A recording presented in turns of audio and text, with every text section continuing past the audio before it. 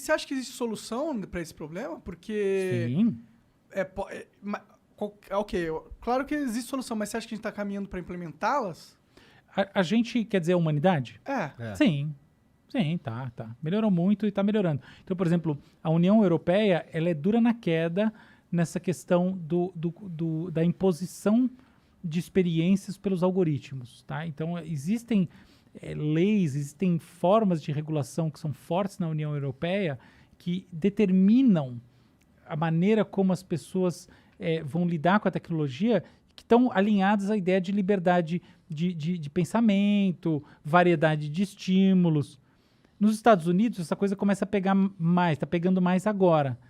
O Brasil está vivendo um momento importante, que é o momento da discussão do Marco Civil da Inteligência Artificial. Inclusive, eu venho falando muito disso, falei disso... Marco Civil da Inteligência Artificial? Eu achei que eu você falei falava disso da internet. Não, o Marco Civil da Internet de 2014.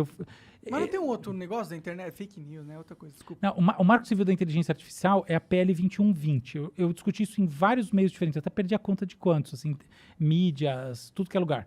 E é uma discussão que eu acho muito importante, porque ela vai determinar como que a gente vai lidar como sociedade com os algoritmos. O projeto de lei original já passou pela Câmara, tá? Então os deputados já votaram. É bom esse projeto de lei? É legal? O que ele faz?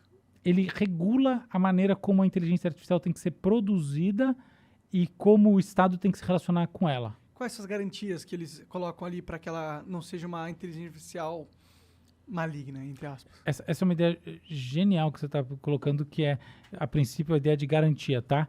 E de fato, existe esse princípio. A PL 2120, ela tem, entre outras características, a lógica de tratar de maneira um pouco abstrata, um pouco genérica, o tema da inteligência artificial. E tratando dessa maneira, ela fala disso, que tipo, a inteligência artificial não pode fazer mal para o ser humano. Não é nessas palavras, tá? Sim, claro. Eu acho que, curiosamente, que no caso como esse, a gente tem que sair dessa lógica e entrar numa outra lógica. Porque é o seguinte, olha só, quando a gente vai para o mundo real do aprendizado de máquina, enfim, do que é inteligência artificial na prática, tá? Não no mundo da fantasia. Uhum. O que a gente vê é que a maior parte dos algoritmos, do que foi inventado, os modelos, são open source e foram criados por cientistas. O cientista que cria, ele não é parte da cadeia de negócios que vai gerar um impacto na vida das pessoas.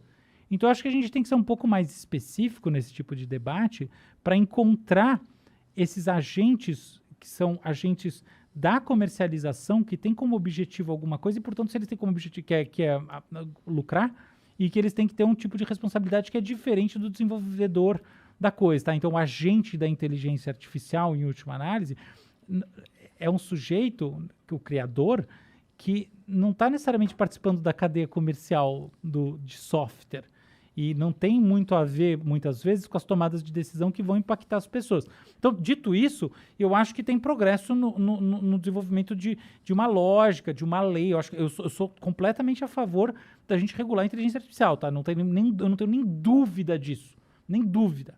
Mas eu acho que existe uma diferença aqui, umas sutilezas que o projeto de lei ainda não encontrou no meio do caminho. Que não é por mal, tá? É porque essas sutilezas têm a ver com a prática da coisa. Eu só sei porque, entre outras coisas, eu tenho fábrica, eu tenho empresa disso, que é o WeMind, que é a empresa que faz algoritmos, que faz os melhores do Brasil. Então, como eu sei... Você tem uma empresa de algoritmos? De inteligência artificial. Na verdade, eu tenho duas. Cara, que legal, cara. Eu vou te encher o saco no futuro. Tá bom. Porque você não me enche o saco. Não, mas... Você vai falar comigo no futuro sobre isso. Eu vou falar com você no futuro sobre isso, que eu quero criar um jogo com uma inteligência artificial que se adapta ao player e tenta matar ele. Um MMORPG. Ah, mas tem tantos assim? Você não precisa de mim pra isso. Não tem nenhum assim. Não. Um jogo assim? O jogo que se adapta ao comportamento do usuário tem muitos. Dá um exemplo.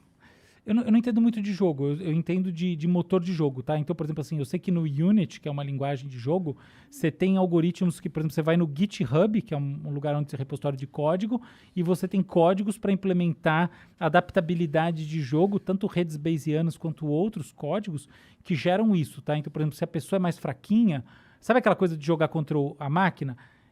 Como é que é o tradicional? Você tem a fase 1, a fase 2... Agora tem um modelo diferente, assim, se o jogador é mais fraquinho, você fica mais facinho, entendeu? Então ele tá se adaptando a você. Entendi. Não, é que nesse caso seria meio que o oposto. Eu entendo que já deve existir alguma tecnologia nesse sentido, é que eu nunca vi tipo, uma inteligência artificial que capta todos os dados das decisões dos players no mundo MMORPG, que é tipo 20 mil pessoas ao mesmo tempo jogando, e aí ele se adapta ao como os players estão se comportando no mundo e tenta criar mais dificuldade para ele. E, na verdade, eu precisaria da sua ajuda para encontrar essas pessoas, porque é muito difícil encontrar pessoas no Brasil que têm esse conhecimento, entendeu?